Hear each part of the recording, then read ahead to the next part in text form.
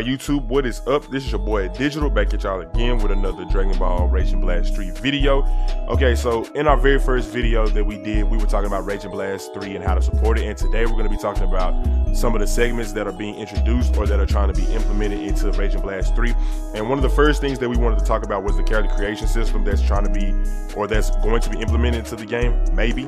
And so then, we're just here to give our opinions about it and stuff like that. Now, we're not saying that we don't want it in the game, and we're not saying that we do, but at the same time, if it is, since it's a part of the project, it's fine if it does, and we'll try to make some suggestions as to what we would want to see in it. So let's go ahead and get started. So today I'm here with my boys. Hey, what's good, y'all? It's Krillin386 here. And it's Mr. Freeman on this side. How's everybody doing? Alright, so today we're going to be talking about, like I said before, the Raging Blast 3 character creation system that's trying to be implemented into the game, or that's going to be.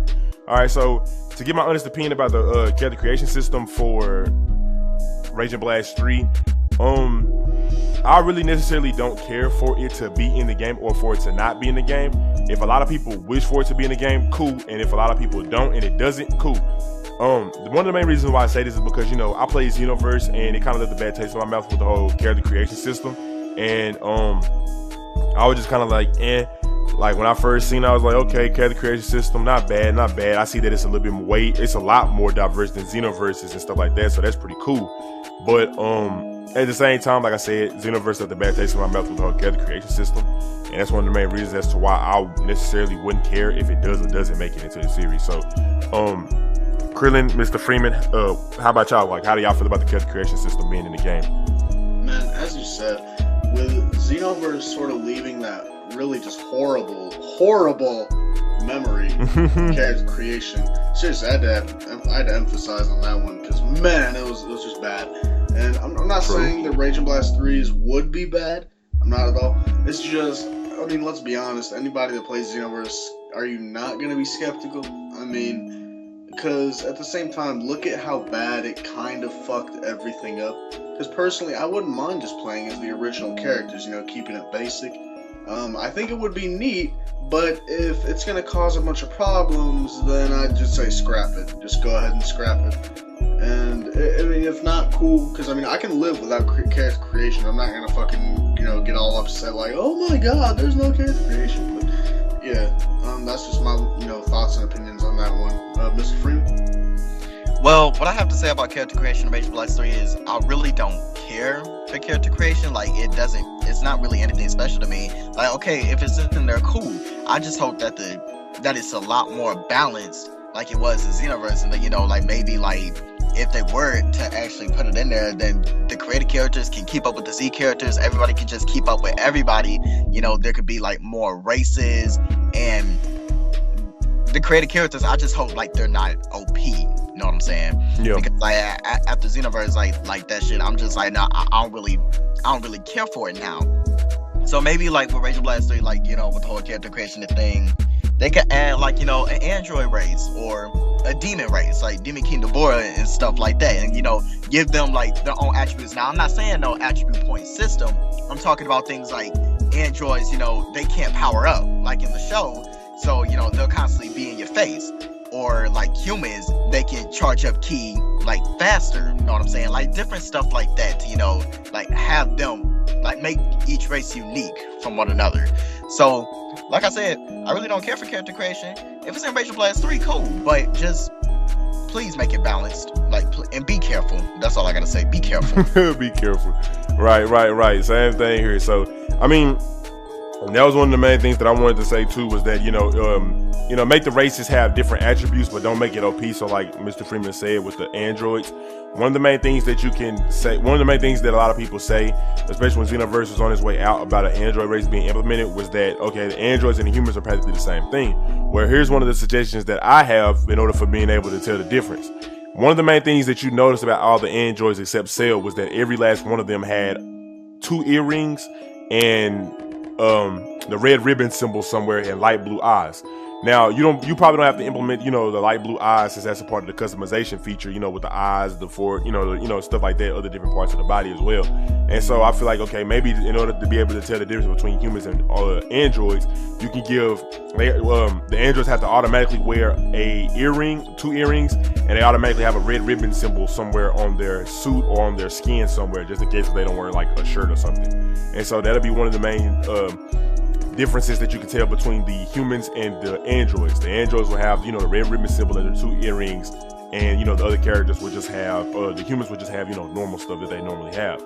And just certain simple stuff like that. Okay, so for instance, different attributes or different abilities that the different races can have is that, like Mr. Freeman said with the humans and the androids. The humans, they can charge ki faster since they're more trained specialists when it comes down to, martial arts and Dragon Ball Z. Then the Saiyans, they can have, once if they die and come back to life through the help or through the means of a teammate, just in case if there's multiplayer being implemented into the game, then they can they can have an attack boost. And let's say if they get down to a certain point of life, just in case there is no multiplayer, once they get down to a certain low amount of life, then they can get that attack boost then. Vice versa, whatever for the Namekians. You can do anything. Like, they can have this ability to where they can cut off a limb and have their super moves become powered up, and the limbs will grow back. Then, the Majins, they can have sleep, since, that's what most of the Boos had in the show, to regain their health and stuff like that. Just keep it unique to something that was very unique between each and every last race within the show. Just something simple as that.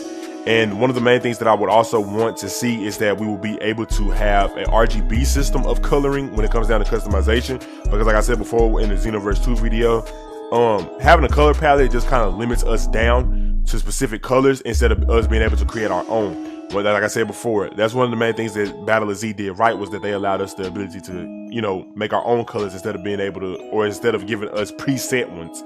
And I feel like, with us being able to have the customization of the colors being unlimited with the RGB system, it'll make it a lot more better. And then that way a lot of people won't have the same colors for their created characters and stuff like that. So, and it'll give us more facial features and hair features and stuff like that we'll be able to have for, characters and stuff like that. So you can use some original Z characters hairstyles and then other hairstyles that you just come up with off the rip and stuff like that. So, that's just basically all I would want for character creation.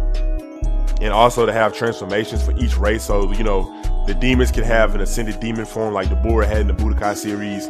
The Majins, they can transform into maybe like a Kid Buu or a Super Buu-esque type of form. And the Arcosians, or the Frieza race as you would call them, they could transform into like 100% form. They'll just get super swole or buff. The humans can have a potential unleash like Elder Kai did for Gohan. And the Saiyans, they'll have Super Saiyan, of course. And then the Namekians, they can have a Super Namekian form. Just simple, easy transformations that we all know about. And also, if this game is going to be like Tenkaichi, then with us being able to start out with transformations from the beginning, we should also be able to have our characters be able to start out with transformations from the beginning, like Ultimate Tenkaichi did with the Saiyans that you created. So you had a Super Saiyan form with the Saiyans that you had created, and you could also transform into a Super Saiyan with them, and you could choose them from the very beginning. So let us be able to do that as well.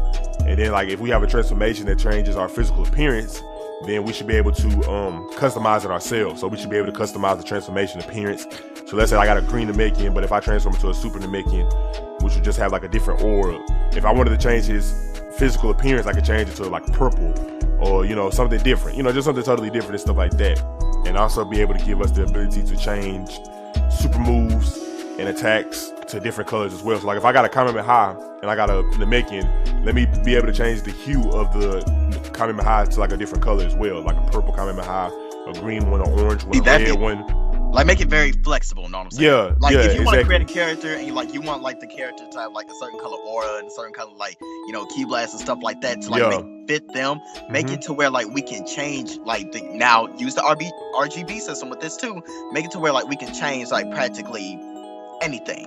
You know Exactly. Like, let's say if I want to use an Android and then really like they key could be white, you can say that, and like I could do like a white Kamehameha or something like that, or like anything like that, or like Digital said a purple Command-Man, and then for the Majins like something pink. Exactly. It'll work. It'll all work. Just make it flexible. Yeah. Something I just want to add real quick. Deadass. I know it's a bit on random, but since you're talking about hue, like I remember last time you said something about like how the inside of it's like white. Deadass. I'd like to see an orange and blue Kamehameha. Like Super Turtle Hermit Kamehameha. Yeah, true. Yeah, make it like super flexible, like Mr. Freeman said. Make it flexible to the point where we can change a lot of stuff. And also, one of the things that I also wanted to implement, and this is probably like my last little point, was that like if we get costumes from certain characters from the Dragon Ball Z series itself, from all the way from Ball all the way up until Super, and also we get like custom created costumes for the created characters. Let the customization be flexible as well. So let's say I got 2 armbands. Let me be able to change one of them to a different color, and then the next one, instead of me changing a section. Instead of giving us a section, let us be able to change like we should be able to change each individual piece of the outfit, each individual piece. That's the word. That's it. And so then, like, if I got like 2 wristbands, let me change one to blue and the other one to red, or to whatever color I want. And then, like if I got like a shirt or a top, and I got an undershirt under it, let me be able to change both of those to different colors individually and stuff like that. Just simple stuff. Yeah. And then, maybe for like certain characters, like the Saiyans or in the humans, if they have a transformation, allow us to change their hair to different colors. Maybe add highlights. So like, let's say like I got like a Saiyan or a human, and I'll transform into a Super Saiyan or a potential Unleashed character. Let me allow my hair to be, let's say my hair color was originally black. So let me keep my hair black, but then let me add like, let's say like a highlight. So like, little orange or little blue strips within the hair, like make the customization like stupid flexible. And so then like maybe if the Majis, if they transform into Kibu, they can make their antennas long or short. They can be swole or buff, and don't let any like type of body modifications do anything to the stats. So like, don't make like, let's say if I want my character to be swoller, don't let them have an attack boost because of that. Like, just keep everybody average and normal. So I keep all the Z fighters with the same attack power, and also right along with the regular created characters that you create and stuff like that. So I mean, that's just my whole point, or my whole suggestions for the character creation system if it is implemented into the Raging Blast 3 game and stuff like that. So Mr. Freeman, I just got one more thing to say. I don't mean to cut you off. I just got one more thing to say. Okay, go ahead. All right, now everybody watching this video, when we say flexible, we don't mean it. Now, I remember in the last video when we did about Xenoverse, when I said it was too flexible, I was talking about the attribute system and how broken it was. When I say flexible for Raging Blast 3, I mean, because like in Tenkaichi 3, everybody can keep up with everybody, and there was no attribute system. Right. Everybody had their own like set of super attacks, their fighting damage and stuff like that. Everybody can keep up with everybody. It didn't matter in Tenkaichi 3. So Raging Blast 3, with Treevex wanting to keep that style, it'll be the same thing for that game also. So when we say flexible, that means like we just want to be able to make the created characters how we want to make them if that system is in the game. Like we said, we want to be able to change skin color, or change aura color, or change the energy of our energy blast and stuff like that. That's what we mean by flexible. I just want to clear that out, because I have a feeling some people are still going to comment some shit about that. Yeah, right. So I mean, that's what I was going to get into anyway. I was going to let you speak on that, and then like Krillin, did you have anything else to say before we end the video? Yeah, actually, as you were saying, like, somebody's like swole, or if I'm like, let's say if you made like a 50-foot tall swole dude, and I make like a super short, like, just guy with spiky hair, somebody like Cabba's build. I don't know how to pronounce his name. Cabba, anyway, yeah, right. Yeah, but it's like I don't want that to affect it, because a certain game did that not too long ago. Right. And then another thing is like, I want, with the balancing and stuff, like, I don't want it to be just because I'm using Krillin, like, make the odds even. Like, if this guy picks God Goku, I have just as good as a chance of beating him as he does for me. So that's all I really have to say. Don't let certain effects or buffs really be in the game. Make everything fair. That's all. That's really the most simplest way I could put it. Just make everything fair. It's not that hard. Exactly. Yeah. That's all we really want for this whole character creation system, for it to be flexible and fair. That's basically about it. Don't let the created characters be more overwhelming than the Z characters, and vice versa. And let the customization be very, very flexible and not too stiff like other games have in the past with their character creation systems and stuff like that. So anyways, people, yeah, that's been the whole character creation system for Rage of Blast 3 and exactly how we would want it to go and our honest opinions and stuff like that. So let us know if you agree or disagree, and share the video, like, comment, subscribe, and do all that good jazz and shit. So yeah, anyways, thanks for watching the video, and we'll catch y'all in the next one. Peace out.